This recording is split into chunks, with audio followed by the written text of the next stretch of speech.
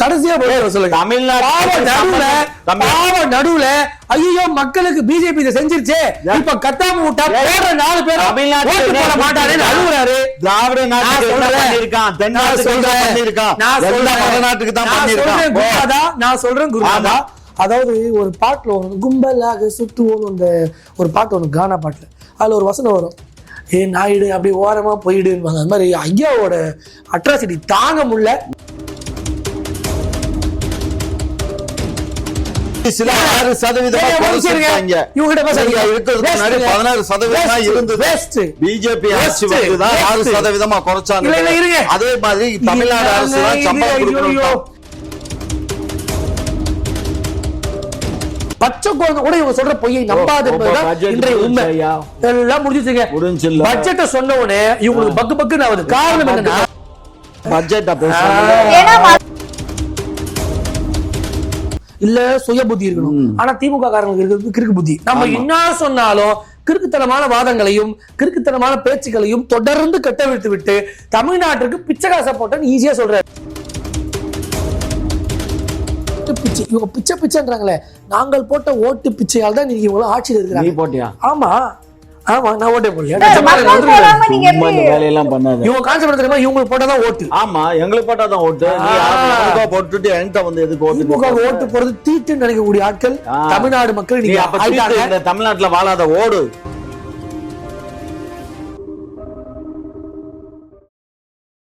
ஒரு திமுக செய்வதற்கு ரெடியா இல்ல. நான் சொல்றேன் இருங்க, தமிழ்நாட்டுக்கு தேவையில்லை. அவனுக்கு கூட்டத்துக்கு தமிழ்நாட்டுக்கு அதெல்லாம் நான் சொல்றேன் இருங்க, சம்பந்தம். அதாவது இருங்க, அதாவது திமுகல ஒரு டாக் இருந்தா பரவாயில்ல, ஒட்டுமொத்த டாகுகளும் கலக்க ஆரம்பிச்சிருச்சு. அடிச்சு மூஞ்சி பேக்கணும் உங்களை எல்லாம். நான் என்ன சொல்றேன், ஒண்ணு படிக்கிறேன். கடைசியா சொல்லுங்க, நடுவுல ஐயோ மக்களுக்கு பிஜேபி இதை செஞ்சிருச்சு, இப்ப கத்தாம விட்டா வேற 4 பேர் தமிழ்நாட்டுல மாட்டாருன்னு அழுகுறாரு. திராவிட நாட்டுக்கு தான் பண்ணிருக்கான். நான் சொல்றேன் குருநாதா, அதாவது ஒரு பாட்டுல கும்பலாக சுத்துவோம், அந்த ஒரு பாட்டு ஒண்ணு கானா பாட்டுல, அதுல ஒரு வசனம் வரும், ஏ நாயுடு அப்படி ஓரமா போயிடுவாங்க. அது மாதிரி ஐயாவோட அட்ராசிட்டி தாங்க முடியல. நான் ஒரு கருத்தை மட்டும் சொல்றேன், ஃபுல்லா உள்வாங்கிக்கோங்க. இன்னொன்னு, கல்வித்துறையில 14% நிதிகளை உயர்த்தி கொடுத்திருக்காங்க. அடுத்து ஹெல்த் டிபார்ட்மெண்ட் 9%. அது என்ன தலைவலியா இருக்குங்க. நான் முடிச்சிடுறேங்க. நீங்க இல்லங்க, நீங்க ஆர்கியூ பண்றீங்க. நீங்க இல்ல யூஜிசில 6% இவங்க இருக்கிறது 16% இருந்தது. பிஜேபி ஆட்சி வந்துதான் 6% குறைச்சாங்க. அதே மாதிரி தமிழ்நாடு அரசு தான் சம்பளம் கொடுக்கணும். இப்ப நம்ம இங்க பாரு, இந்த நான் தரவுகளை கொடுத்து முடித்த பிறகு தகவல் செய்ய சொல்லுங்க. நான் தரவுகளே முடியும்.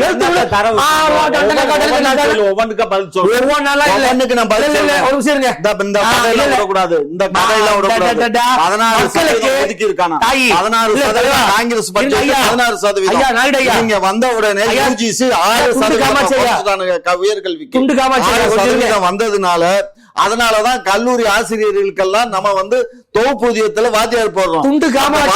சாங்ஷன் பண்றதை நிப்பாட்டிட்டாங்க. பாத்துக்கோங்க, மாநில அரசுன்னு சொல்லி நாசமா போனவங்க யாருக்கு ஒதுக்குறாங்க? காமாட்சி ஐயா, அரவாணி நாய் துண்டு காமாட்சி ஐயா, எங்கள் தலையில் துண்டு போட முயற்சிக்காதீங்க ஐயா. நான் முடிச்சிடறேன். நீங்க அளவுக்கு தான் சாமி இருங்க சாமி, நான் தரவுகளை சொல்லிடுறேன், அப்புறம் தகராறு பண்ணிட்டோம். ஏன்னா தகராறு தான் உங்களுக்கு தெரியும். கல்விக்கு 14% உயர்த்தி கொடுத்திருக்கிறாங்க நிதியை. அடுத்தது ஹெல்த் டிபார்ட்மெண்ட்டுக்கு 9% நிதியை உயர்த்தி கொடுத்திருக்கிறாங்க. அதுக்கு அடுத்தது ஹவுஸ் அண்ட் அர்பன் டெவலப்மெண்ட் 50% நிதிகளை உயர்த்தி கொடுத்திருக்கிறாங்க. அடுத்து ரோட் டிரான்ஸ்போர்ட் கிட்டத்தட்ட 8% உயர்த்தி கொடுத்திருக்காங்க. அடுத்து ரயில்வேல 10% உயர்த்தி கொடுத்திருக்காங்க நிதிகளை. அடுத்து லேபர் டெவலப்மெண்ட் அதுக்கு பாத்தீங்கன்னா 150% உயர்த்தி கொடுத்திருக்காங்க நிதியை.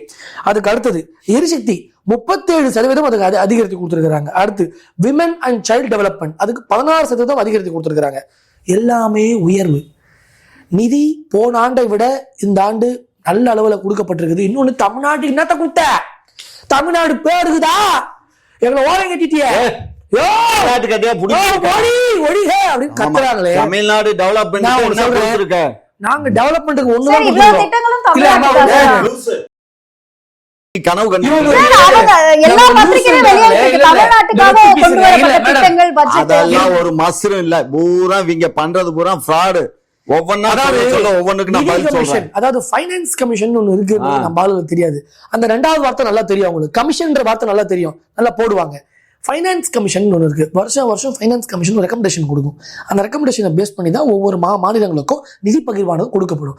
இது வந்து மோடி நினைச்சா ஸ்டாப் பண்ணலாம், அமித்ஷா நினைச்சா ஸ்டாப் பண்ணலாம், ஒரு மாநிலத்தை நாங்கள் ஆள்றோம், நாங்கள் நிறைய தரலாம், தமிழ்நாடு ரோட்டில் உள்ளாங்கன்னா எங்களுக்கு என்ன கிடையாதுங்க. இன்னொன்று சொல்றேன் கேளுங்க. இப்போ நிதி கமிஷன் வந்து ஒரு இது கொடுத்துருக்குது. நிதி பகிர்வு பேசும்போது 5 ஆண்டுக்கு மத்திய அரசு இந்த இப்ப கொடுத்திருக்கக்கூடிய நிதி கமிஷனை அப்படியே ஏற்று இருக்குது. 32% இருந்திருக்குது என்டிஏ கவர்மெண்ட்டுக்கு முன்னாடி. நிதி பகிர்வு நல்லா புரிஞ்சுக்கோங்க, எல்லா மாநிலங்களும் வரி வாங்குறாங்கல்ல, எல்லா மாநிலங்கிட்ட இருந்து 32% தான் வரி பகிர்வு வரும். உங்ககிட்ட இருந்து மொத்தமா வாங்கிட்டு 32% தான் கொடுப்பாங்க. பிஃபோர் என்டிஏ ஆட்சி வந்த பிறகு அந்த 32 42% உயர்த்தப்பட்டிருக்கு. இதுவரையும் 42% ஆனது கொடுக்கப்பட்டிருக்குது நிதி பகிர்வு. எந்த நிதியையும் பிடித்து வைக்கவோ, எந்த நிதியையும் நீங்க இன்ட்ரெஸ்ட் ஏற்ற மாதிரியோ நாங்க நினைக்கிறது போல செய்யலாம் முடியாது. நிதி கமிஷன் என்ன சொல்லுதோ அதை பின்பற்றி தான் நிதிகளானது பகிரப்படும் ஒரு மாநிலத்துக்கு. அந்த அடிப்படை தெரியாத இவர்கள் அவதூறை கிளப்பிக் கொண்டு தேவையில்லாம ஒரு அட்ராசிட்டியை ஏற்படுத்துறாங்க. இன்னொன்னு, இன்னைக்கு 16வது நிதி கமிஷன் என்ன சொல்லிருக்கு, அதே 42% தமிழ்நாடு ஒரு மாநிலத்துக்கான நிதி பகிர்வா தரலாம். இப்போ இன்னொரு கேள்வி இருக்கு. ஒரு மாநிலத்தில் நிறைய மக்கள் இருப்பாங்க, நிறைய வரிகளை வசூல் பண்ணக்கூடிய வேலைகள் இருக்கு. தமிழ்நாடு பொறுத்தவரையிலும் இது வந்து நிறைய ஒரு ப்ராஃபிட் கொடுக்கக்கூடிய ஒரு ஸ்டேட், நிறைய ஒரு வரிகள் கொடுக்கக்கூடிய ஒரு மாநிலம், அதுல மாற்று கருத்து இல்லை. இந்த நிதி கமிஷன் தான் பல்வேறு கேள்விகளை உள்ளடக்கமா செய்யுது. என்னன்னா, பேஸ்ட் ஆன் பீப்புள், அதாவது மக்கள் சார்ந்து எவ்வளவு பேர் வரி கட்டுறாங்க அதையெல்லாம் கணக்கில் கொண்டு சில விஷயத்தை செய்யணும் அப்படின்ற மாதிரிலாம் சில விஷயங்கள் இருக்கு. அதனால இந்த முறை 16வது நிதி கமிஷன் தமிழ்நாட்டிற்கு பெரிய அளவுல அட்வான்டேஜா அமையும். அப்படி அமைகிற சூழலில இவங்க உட்கார்ந்து ஒப்பாரி வச்சுக்கிட்டு உதவி விடுறாங்களே, இதையெல்லாம் குறைக்கப்பட்டு தமிழ்நாடு கட்டக்கூடிய வரிகளை அப்படியே பெறக்கூடிய வாய்ப்புகள் மத்திய அரசின் நிதி கமிஷன் 16வது நிதி கமிஷன் ஏற்படுத்தி இருக்குது. அதனால நிதி கமிஷனை பத்தி தெரியாம, நிதியை எப்படி நீங்கள் சரி கட்டணும் என்று தெரியாமல், நிதியை எப்படி கடன் சுமையிலிருந்து ஒரு நாட்டை காப்பாற்ற வேண்டும் என்று தெரியாமல், எப்படி ஒரு நிதி வந்து பொருளாதாரம் சார்ந்த நிதியாக, தொலைநோக்கு சார்ந்த நிதியாக இருக்க வேண்டும் என்று தெரியாமல், இவங்களை பொறுத்தவரை நிதினா என்னன்னா, அங்கங்க 100 இலவசத்தை கொடுத்து அந்த இலவசத்துல ஊழல் செய்து அந்த ஊழல்ல வீடு கட்டி அந்த வீட்டுல குடியிருந்து இப்படி ஒரு கும்மாளம் போடக்கூடிய கூட்டம் இந்த கூட்டம். சமீபத்துல பொங்கல் பண்டிகை வந்தது, 3000 ரூபா கொடுத்து ஊரெல்லாம் ஒப்பாரி வச்சுட்டு சீன் போட்டு சுத்திட்டு இருந்தாங்க. நான் கேட்பது, வேட்டி சேலை ஏழைப்பாள மக்களுக்கு தர்றது, அந்த வேட்டியை ஊழல் செய்து ஈரோடு மாவட்டத்துல இவ்வளவு பெரிய கண்டெய்னர் லாரியில ஃபுல்லா அந்த வேட்டி நிக்குதுங்க. யாரோட அனுமதி பெற்று அந்த இதை வந்து கொண்டு போய் நீங்க பிளாக்ல விற்கிறீங்க? சின்ன இடத்துல கூட ஊழல் செய்து கொண்டு, சின்ன இடத்துல கூட அக்கிரமத்தை செஞ்சு கொண்டு, மத்திய அரசு அதை செய்யல இதை செய்யல, மோடி தமிழ்நாட்டை சேர்த்தாரா தெரியலன்னா பச்சை போய் பேசிட்டு தெரியலாமா? அந்த மாதிரி ஊருக்குள்ள பச்சை குழந்தை கூட இவங்க சொல்ற பொய்யை நம்பாது என்பதுதான் இன்றைய உண்மை. எல்லாம் முடிஞ்சுச்சுங்க. பட்ஜெட்டை சொன்ன உடனே இவங்களுக்கு பக்கு பக்குன்னு ஆகுது. காரணம் என்னன்னா, ஏன்னா மத்திய அரசு இவ்வளவு ஒதுக்குறாங்கன்னு மக்களுக்கு வந்து தெரியப்படுத்தாம நீங்க தான் விஷயம் பாரு. ஒண்ணு புரிஞ்சுக்கோ, இந்த பட்ஜெட்டை மேடம் ஃபைனான்ஸ் மினிஸ்டர் பேசுனாங்க, நல்லா அழகா ஜோடிச்சு, நல்லா அதாவது அடி வயிற்றுல இருந்து அப்படியே பேசுனாங்க. இப்படி பிரதமர் தட்டிக்கிட்டே இருந்தாரு, பிரதமர் அப்படி தட்டிக்கிட்டே இருந்தாரு. சரியா? அப்படி சரியா? இங்க பாரு, இதுல எல்லாமே வந்து இப்ப பண்ணிருக்காங்க இல்லையா, இது எதுவுமே தமிழ்நாட்டுக்கு உபயோகமே இல்ல இந்த பட்ஜெட்ல. தம்பி சொன்னாரு, வாஸ்தவம் தான். இந்த நிதி கமிஷன் இருக்க, ஃபைனான்ஸ் கமிஷன் ஒண்ணு இருக்கு, அந்த கமிஷன் சொன்னதை தான் நாங்க கொடுக்கறோம் அப்படிங்கிறாங்க. என்ன சொல்லுது தெரியுமா அந்த ஃபைனான்ஸ் கமிஷன் தமிழ்நாடை பத்தி? தமிழ்நாடு வளர்ச்சி அடைஞ்சிருச்சு, ஜிடிபி அதிகமா இருக்கு, அந்த மாநிலத்துக்கு நம்ம ஒதுக்கீடு பண்ண வேண்டியது இல்ல, அதை காட்டிலும் பீகார் வந்து ரொம்ப பின்தங்கி இருக்கு, ஊபி பின்தங்கி இருக்கு, ராஜஸ்தான் பின்தங்கி இருக்கு, மத்திய பிரதேஷ் பின்தங்கி இருக்கு, அந்த மாநிலங்களுக்கு நம்ம ஒதுக்குவோம்னு சொல்லி பரிந்துரை பண்ணிருது. அப்ப நமக்கு எங்க போகுது? நீங்களும் வந்து சென்னையில கொண்டு வர திட்டங்களும் கிராமப்புறங்களுக்கு கொண்டு போற திட்டங்களும் ஒன்னா இருக்கா? கிராமப்புறங்களை நீ எங்க போய் பார்த்த? நீ மாத்திரம் பாக்காத, நீங்க எதுவுமே பண்ணல. கொல்ல வந்து ஊருக்கு எல்லாமே என்ன கை காட்டுங்க, என்னத்த கை காட்டுங்க, என்ன ஜோசி, அதெல்லாம் கை காட்டுங்க. கட்டத்துறை கட்டம் சரியில்லை. ஆமா. அதாவது ஆயத்தரதா வந்ததுல இருந்து இன்னும் போய் பாருங்க. இல்ல இந்த பட்ஜெட் வைத்தறிச்சமா இவங்க பேசுறது, இவருக்கு வேணா பட்ஜெட் வேணா எரிச்சல் சொல்லுங்க. நமக்கு ஒரு 40 இருந்து 50 வருஷம் நான் விவரமா தான் இந்த பட்ஜெட் எல்லாம் பாக்குறேன்.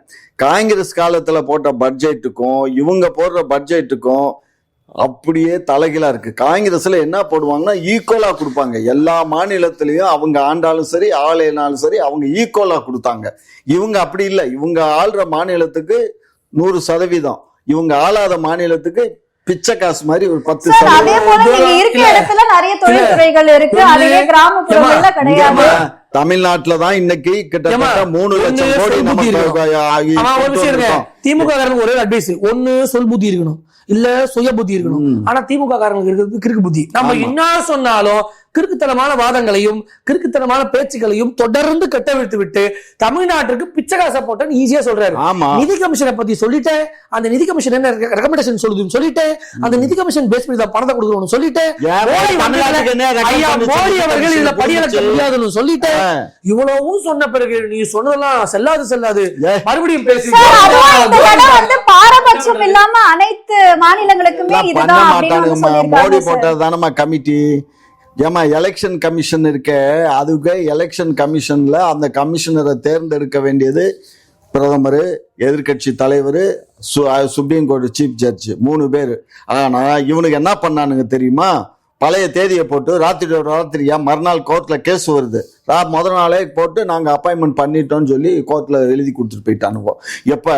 அப்ப அந்த எலெக்ஷன் கமிஷனுக்கு இவங்க போட்டது, அதுவும் இவருடைய ஒண்ணு விட்ட அக்கா மகன் தான் கமிஷனர். இப்போ எதுக்கு தமிழ்நாடு அகில இந்தியா தேர்தல் கமிஷனுடைய காங்கிரஸ்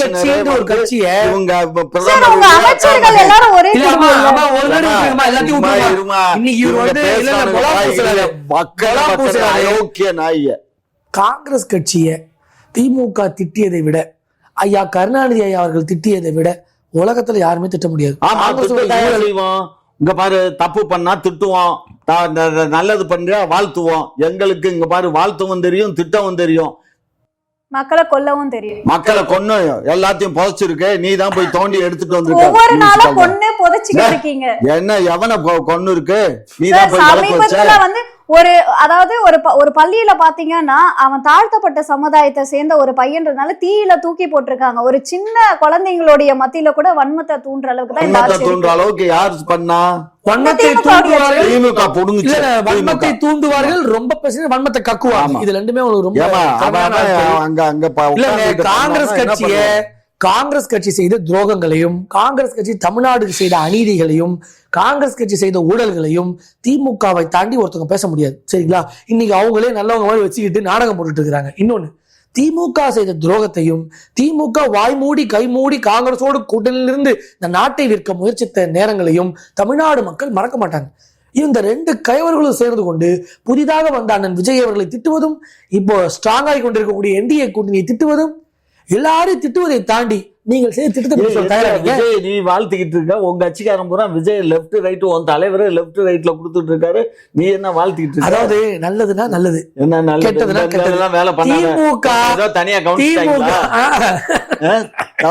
கவனிச்சிருச்சு திமுக தலைவர் திமுக தமிழ்நாடுக்கு செய்த துரோகத்தையும், காங்கிரஸ் இந்தியாவுக்கு செய்த துரோகத்தையும் நாட்டு மக்கள் ஒருபோதும் மன்னிக்கவும் மாட்டாங்க, மறக்கவும் மாட்டாங்க. சரிங்களா? இந்த வரக்கூடிய தேர்தலில் ஒரு ஆளுங்கட்சி தரப்பாக இருக்கக்கூடிய திமுக எல்லாரையும் தூர்வாடுறது, திட்டுறது, அசிங்கப்படுத்துறது, கலங்கடிக்கிறது, தனி மனித வாழ்க்கையை பற்றி பேசுவது, இது முறையா? ஒரு நாடாளுமன்ற உறுப்பினர் ஒரு டிவி சேனலுக்கு போறாரு பேசுறதுக்கு, ஒரு கேள்வி கணைகளை மக்கள் கேட்கத்தான் செய்வாங்க. ஓட்டு வாங்கும் போது காலப்படு கழுவ தெரியுதுல உங்களுக்கு? எவங்கால பிடிக்கல, எந்த ரோகியம் தெரியாம எல்லா காலம் விழுந்து ஏண்டவங்க இவங்க எல்லாம் அப்படி விழுந்து எழுந்து அப்படி எங்கள் ஓட்டு பிச்சை, இவங்க பிச்சை பிச்சைன்றாங்களே, நாங்கள் போட்ட ஓட்டு பிச்சையால் தான் நீங்க இவங்க ஆட்சியில் இருக்கிறாங்க. ஆமா ஆமா, நான் ஓட்டே போடல. இவங்க கான்செப்ட் தெரியுமா? இவங்களுக்கு போட்டாதான் ஓட்டு. ஆமா, எங்களுக்கு போட்டாதான் ஓட்டு. போட்டுட்டு என்கிட்ட வந்து எதுக்கு ஓட்டு போறது தீட்டுன்னு நினைக்கக்கூடிய ஆட்கள் தமிழ்நாடு மக்கள். நீங்க தமிழ்நாட்டுல வாழாத ஓடு, ஊபிக்கு போ, இல்லன்னா பீகாருக்கு போ, அங்கதான் நிறைய உனக்கு பண்ணுவானுங்க. சரி, இப்போ ஒரு மீம் ஒண்ணு ட்ரெண்ட் ஆயிட்டு இருக்கு. என்னன்னா, திமுகக்கு ஓட்டு போடுறீங்களா இல்லன்னா ஜெயிலுக்கு போறீங்களா அப்படின்னா, அதுல வந்து நிறைய பேர் ஜெயிலுக்கு போறதாவே தேர்ந்தெடுக்கிறாங்க. போங்க ஜெயில போங்க, 3 நேரம் நல்லா அங்க பொங்கல் வச்சு தருவாங்க, போய் சாப்பிடுங்க போங்க. அதாவதுமா, ஒரு கட்சி ஆளுங்கட்சியாக இருக்கக்கூடிய கட்சி ஆட்சியை சரிவர செய்யல, நிர்வாகத்தை சரிவர கொடுக்கல, மக்களுக்கு சொன்னதை எதையுமே சரிவர செய்யாத ஒரு சூழ்நிலையில கேள்விக்கணைகளால் உங்களை மக்கள் கேள்விக்குள்ளாக்கத்தானே செய்வாங்க. நீ இவ்வளவு கேவலத்தையும் பண்ணிட்டு அங்க போயிட்டு உன் கனவு என்னன்னு சொல்லி ஊடு ஆரம்பிச்சுன்னா தொடப்ப கட்டி எடுத்துட்டு மக்கள்லாம் நிற்கிறாங்க. பார்க்கலாம் சாணியில முக்கிய செருப்பால் அடிக்கிறாங்க இவங்களை. அந்த சூழ்நிலைக்கு இவர்கள் தள்ளப்பட்டதன் காரணம் இவர்கள் செய்த அட்டூழியமும் அராஜகமும் அவலட்சண ஆட்சியும் தான் அதுக்கு முக்கிய காரணம். இன்னொன்னு, ஆர் ராசா ஒரு நாடாளுமன்ற உறுப்பினர், சரிங்களா? அவர்கிட்ட பல கேள்விகளை கேட்கிறாங்க. மக்கள்லாம் ஒன்று கூடுவாங்க, உங்ககிட்ட கேள்வி கேட்பாங்கன்னு தெரிஞ்சுதான் வராங்க. ஐயா, நம்ம இங்க சமூக நிதி நீட்டி முழங்குறோம், கரெக்டா ஐயா? ஆமான்றாரு உடனே இவர். மோடி மணிப்பூருக்கு போலன்னா நீங்க இங்க கழக குரல் இறப்புறீங்க, பெரிய பிரச்சனை பண்றீங்க, அது ஒரு லாஜிக் இருக்கு ஐயா. இங்க பக்கத்துலயே வேங்கை வயல் பிரச்சனை நடந்துச்சு, முதலமைச்சர் பார்த்தாரா, அதை பத்தி கேட்டாரான்னு கேட்டதுக்கு அதோட டென்சிட்டி ஒன்னா பெண்களை நிர்வாணமா ரோட்ல ஊர்வலமா கூட்டிட்டு வந்த மணிப்பூரையும் இங்க அவன் அந்த ஊருக்காரனே, அவன் ஜாதிக்காரன், அவன் சொந்தக்காரன், சுருத்துக்காரன், அவனே மேல போய் மோண்டு விட்டுட்டு வந்ததையும் ஒன்னா சேர்க்கிறிய. உனக்கு கொஞ்சமாவது அறிவு இருக்கா? அறிவு ஜீவியா பேசு. சரி, ரெண்டு இடத்துலயுமே பெண்கள் பாதிக்கப்பட்டிருக்காங்க.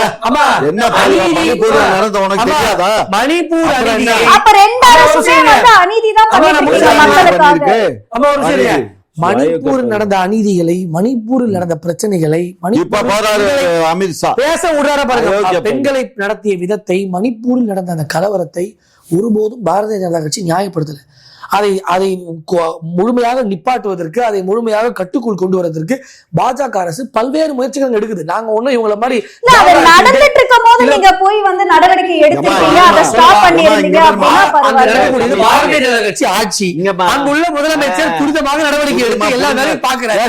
இங்க இருக்கிற முதலமைச்சர் வேங்கை வேலில் நாங்க அதை அட்ரஸ் பண்ணாம இருந்தோமா? மணிப்பூர் இஷ்யூவை அந்த மாநிலத்தினுடைய பாஜக முதலமைச்சர் கண்டும் காணாமல் இங்கு ஒன்றும் நடக்கவில்லை, நான் போய் பார்க்க மாட்டேன், நான் வீட்டில் உட்கார்ந்து கொண்டு ஆடலும் பாடல் நிகழ்ச்சி பார்ப்பேன் என்று ஒரு முதலமைச்சர் பதில் சொன்னாரா?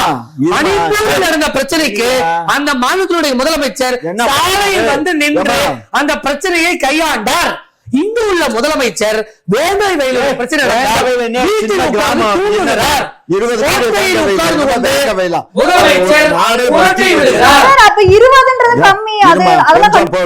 நீ கொஞ்சம் பொறுத்து பேச மாட்டேன். ஒரே பேச மாட்டேன்.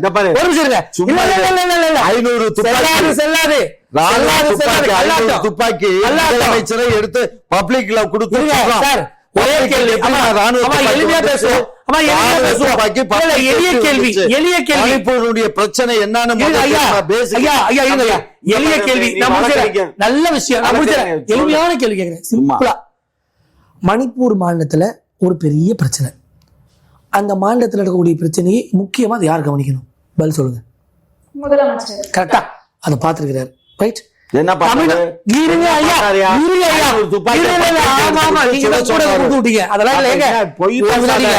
மணிப்பூரில் நடந்த கலவரத்தையும் பிரச்சனையையும் அந்த மாநிலத்தினுடைய முதலமைச்சர் கண்ணிமை போல் பாத்துக்கிறாரு. இருங்க, அங்க நடந்த பிரச்சனைக்கு யார் காரணம் என்னெல்லாம் பேசுனா இவங்க வாயை திறக்க முடியாது.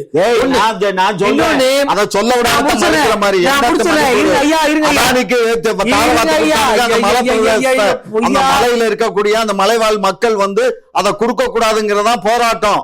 இத தெரியவா அப்படியே திருப்பி நாய் சாமியார் அநியாயம் பண்ணிட்டு இருக்காங்க. மணிப்பூர் மாநிலத்தில் நடந்த பிரச்சனையை அந்த மாநில முதலமைச்சர் பார்த்துட்டார். அப்ப அந்த ஓட்டு போட்ட மக்களுக்கு ஒரு நன்றியோடு இருந்திருக்கிறார். காரணம், ஒரு மாநிலத்தில் பிரச்சனை யார பார்த்தாரு? நடவடிக்கை நினைக்கிறீங்க நீங்க? அங்க காவல்துறைகள் வந்து சரிப்படுத்தப்படலையா? பார்க்க வைக்கப்படல. அங்க எவ்வளவு நாளா? 6 மாசமா நடந்த பிரச்சனை. சமூகத்தின் நடுவில் நடந்த பிரச்சனை இது. எப்படி சொல்றது, கரெக்டா சொல்ல போனா ஒரு 500 துப்பாக்கியை கொடுத்தானுங்க, ராணுவ துப்பாக்கியை கொடுத்து பப்ளிக்க சுட்டானுங்க. இதெல்லாம் போட்டு சுப்ரீம் கோர்ட்ல இப்படி பேச விட மாட்டாங்க. அதாவது மணிப்பூர் நடந்த பிரச்சனையை அந்த முதலமைச்சர் நல்லதோ கெட்டதோங்க, அந்த முதலமைச்சர் கெட்டதோ இங்கு நடந்த பிரச்சனைகளை முதலமைச்சர் பார்க்கிறாரா? அதை பற்றி கேட்கிறாரா? அதற்கான நடவடிக்கை எடுக்கிறாரா? உள்ளூர் கதையை பேசினால் முதலில் உள்ளூரில் ஓனாம் கத்துக்கணும். திமுக செய்ய வேண்டாம். நான் கேட்பது எங்க எல்லாத்தையும் விட்டுருவாங்க. முதலமைச்சராக இருக்கக்கூடியவர்கள் அந்த மாநிலத்தை கண்ணும் கருத்துமா பார்த்து அந்த மாநிலத்தை நீ எப்படி இங்க உட்காந்துட்டு பேசுற? கண்ணும் கருத்துமா ஆள போய் தான் நீ இங்க வந்து சுயமா வந்து உட்காந்து பேசிட்டு இருக்கிற. இல்லைன்னா இதே பீகாரோ உத்தரப்பிரதேசம் நேரம் தூக்கிட்டு போயிருப்பாங்க குண்டு கட்டா. என்ன தூக்கிட்டு போய் எங்கேயாவது எரிச்சிருப்பாங்க. ஆமா எரிச்சிருவாங்க. இல்ல எழுத்து பேசினா தான் எரிச்சிருவாங்கல்ல. நீ என்னமோ பேசுற. ஏமா வாலண்டியர்ஸ் டேல போய் அத எத்தனை பேர் உள்ள பூந்து அடிச்சு அந்த பொம்பளை பிள்ளைகளையும் அதையும் ஓட விட்டானுங்க. இந்த இதுல நம்ம இந்த 14ஆம் தேதி வரப்போதுல பிப்ரவரி 14 பாரு என்ன கூத்து பண்ண போறாங்கன்னு. அயோக்கிய பயிலுவோம் சும்மா பிப்ரவரி 14 பாரு நாங்க என்ன பண்றோம்னு. நான் எனக்கு தெரிஞ்ச பொண்ணுகளுக்கு எல்லாம் வாழ்த்து மடல் அனுப்ப போறேன். அதனால திமுக இன்னைக்கு அதோட கதை chapters getting closed madam. End of season chapter முடியும். சாப்டர் முடியும். இல்ல விஜய் பார்த்தா நடுக்கும். விஜய் தம்பி நீ பிஜேபியை பார்த்தா அவனை நாங்க மனுஷனாவே மதிக்கிறது இல்ல. நீ போய் விஜய் எங்களை மதிக்க வேணாமா? நாங்க மதிக்க வேணாமா? தேவையில்லைமா. நாங்க வந்து பாரதிய ஜனதா கட்சியும் அனைத்து இந்திய அண்ணா திராவிட முன்னேற்ற கழகம் தான் எங்களுக்கு எதிர்கட்சி. அவனெல்லாம் நாங்க எந்த இதுலயும் நாங்க ஒரு விஷயம். விஜய் அவர்களை பார்த்து நடுக்கமும் பயத்தில் திமுக.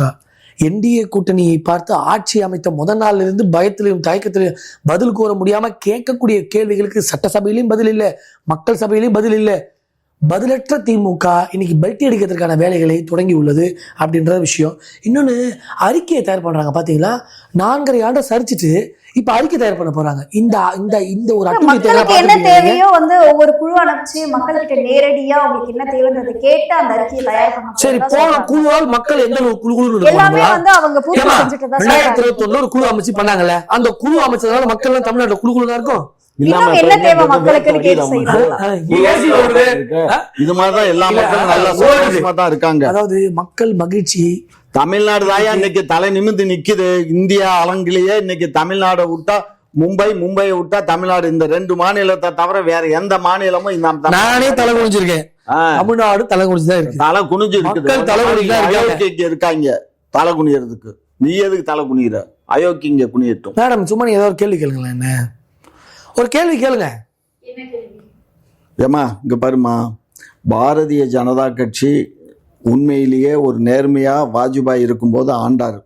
வாஜ்பாய்க்கு அப்புறம் வந்த இந்த ஏற்கனவே போத்ரா ரயில் எரிப்பு, பானு கொலை வழக்கு இதெல்லாம் இதுல நடந்துச்சு குஜராத்தில். அங்க எல்லாம் ட்ரைனிங் எடுத்துட்டு வந்து அவர் உள்துறையாகவும் பிரதமராகவும் வந்ததுக்கு அப்புறம் ஒட்டுமொத்த நாட்டையே சுடுகாடா மாத்திட்டாங்க. எங்க பாத்தீங்கன்னாலும் அவங்க மாநிலத்துக்கு மட்டும்தான், அதுவும் கூட ஓரளவுக்கு தான் நம்ம வந்து தமிழ்நாட்டில் டேலண்ட் பண்ணி போக முடியும். ரொம்ப கேவலமா நம்மளை, அதாவது ஒரு மனிதனாவே இது ஒரு மாநிலமாவே மதிக்கிறது இல்லை. ஆனால் இங்க வந்தா நாங்கள் திராவிடத்தை ஒழிப்போம்னு பேசுறாரு மாண்புமிகு பிரதமர் அவர்கள். அவர் ஒழிப்போம் சொல்றதுக்கே அவர் ஒளியறதுக்கு தாங்கிறேன்னா. ஏன்னா அவர் வாயிலிருந்து இந்த மாதிரி வரலாமா? ஒரு பிரதமருடைய வாயிலிருந்து ஒளிகங்கிற வார்த்தை வரலாமா? சீமான என்னமா அவர் என்ன எதிர்கட்சியில் இருக்காரா? இல்ல ஏதாவது சட்டமன்றத்தில் இருக்காங்க? மூணாவது பெரிய கட்சி எல்லாம் இருக்கலாம். பேசுறதுக்கு சட்டமன்றத்துக்குள்ள 3வது பெரிய கட்சி பிஜேபி. சட்டமன்றத்துக்குள்ள வரணும். சட்டமன்றத்துக்குள்ள வந்தா தான் அதுக்கு பேசுறதுக்கு அருகதை. இவங்க ஏதோ 1-2 கூட்டணியில வச்சு இவங்க இருக்காங்க. அதிமுக இருக்கு, அவங்க பேசலாம். இவங்க எல்லாம் வந்து செல்லாது விட்டு தள்ளு. ஆகையினால மணிப்பூர் கலவரத்தினுடைய பேஸ் என்னன்னா, அங்க வந்து ஒரு மலையவே வந்து அதானிக்கு பட்டா போட்டானுங்க. இதை எதிர்த்து தான் அந்த மலைவாழ் மக்கள் போராட்டம். அது கீழே இருக்க மக்கள் வந்து தரையில ஒரு குரூப் இருக்காங்க. இவங்கெல்லாம் வந்து பிஜேபிக்கு சப்போர்ட்டர் பீப்புள். அந்த ட்ரைபிள்ஸ் இருக்காங்க, ஒரு மலையில இருக்க ட்ரைபிள்ஸ் வந்து இவங்ககிட்ட துப்பாக்கி கொடுத்து அந்த ட்ரைபிள்ஸை சுட சொல்லி எத்தனை லட்சக்கணக்கான மக்கள் செத்து குஞ்சானுங்க. இதெல்லாம் அங்கங்க தீய வச்சு கொளுத்தி விட்டானு. ராகுல் காந்தி பார்க்க போனது கூட அலோ பண்ணல. புரிஞ்சுக்கோங்க, அதெல்லாம் ஞாபகம் இருக்கணும். ராகுல் காந்தி போறாரு பார்க்க, அவர் அலோ பண்ணாம திருப்பி அனுப்புனானுங்க. இந்த ஒரு ஒரு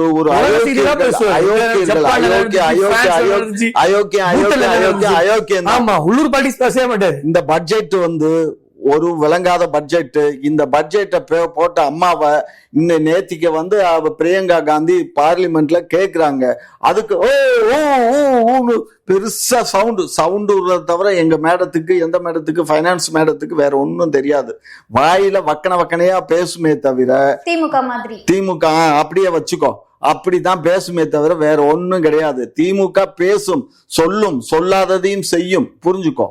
சொல்றதும் செய்யாது, சொல்லாததையும் அப்படின்னு எந்த நாய் சொல்லுது? மக்கள் சொல்றாங்க. மக்கள்லாம் சொல்ல மாட்டான்.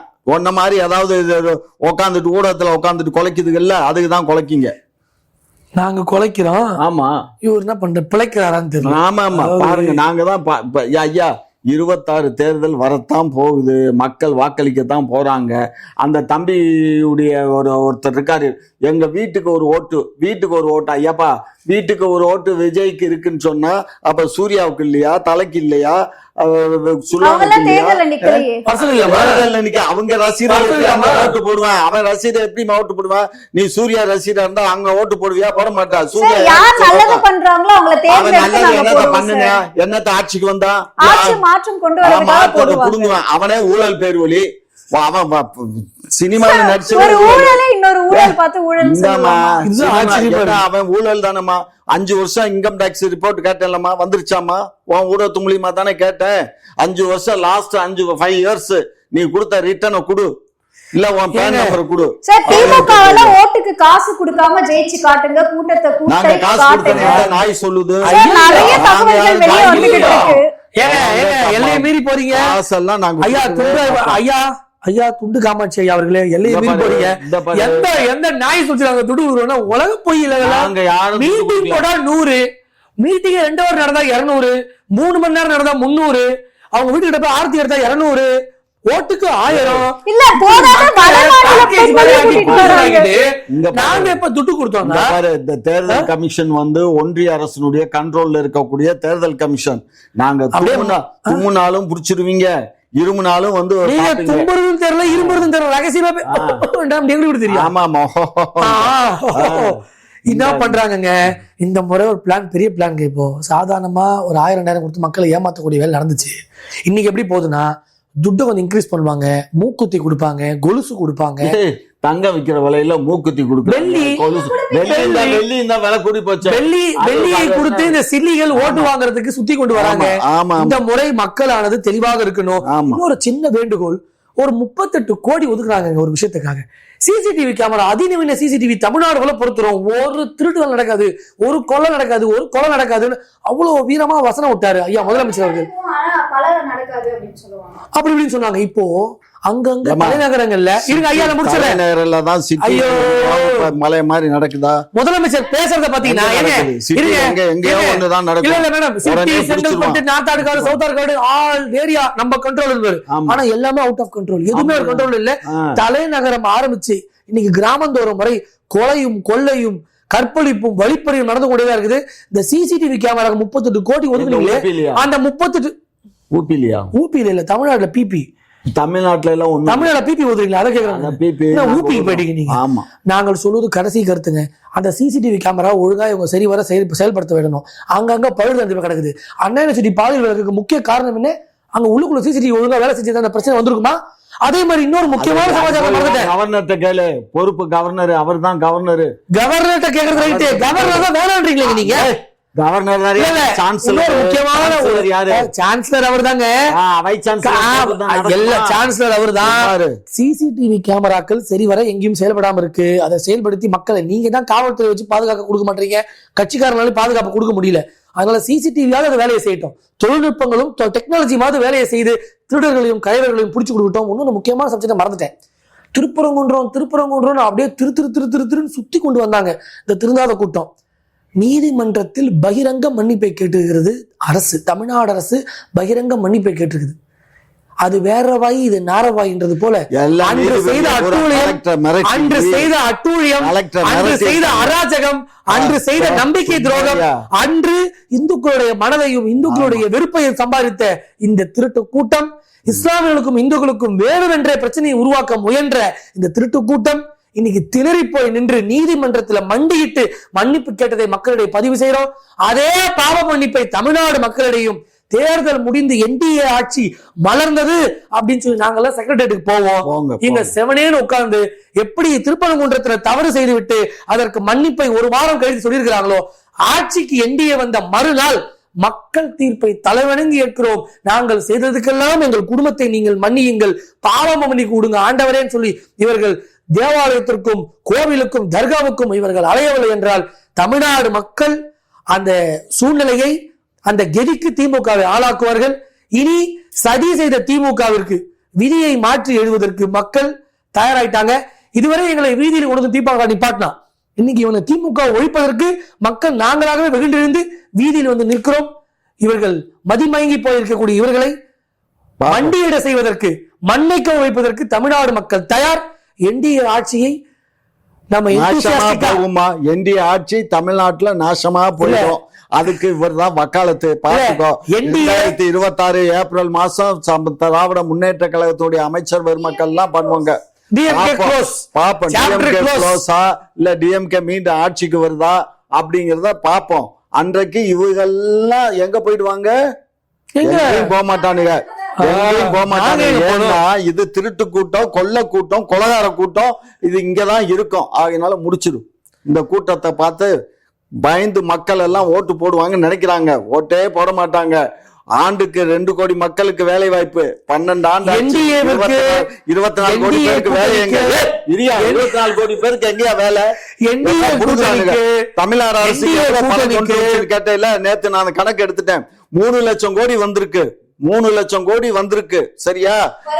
வருவாய் வந்து இங்க பதிவாகி இங்க தொழில் நடந்துட்டு 5 லட்சம் ஏன் லூசு? 3 லட்சம் கோடி அவன் கம்பெனிக்காரன் கொண்டு வந்து அவன் தொழில் ஆரம்பிக்கிறாமா? அவன் தொழில் ஆரம்பிச்சு நமக்கு வேலை வாய்ப்பு கொடுத்திருக்கான். புரிஞ்சுச்சா? பேசு, நீ பேசு. என்டிஏ கூட்டணிக்கு விழ போறது ஓட்டு அளவு, திமுக